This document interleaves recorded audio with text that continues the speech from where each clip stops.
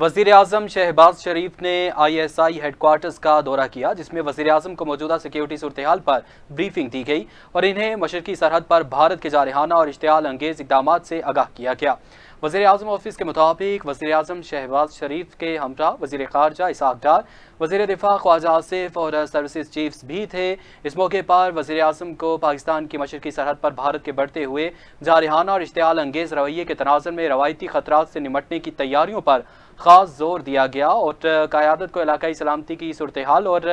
خطرات کے بدلتے ہوئے تناظر بشمول روایتی عسکری اقدامات، ہائبرڈ وار کی حکمت عملیوں اور اس کے علاوہ دہشت گرد پراکسیز سے متعلق آگاہ کیا گیا۔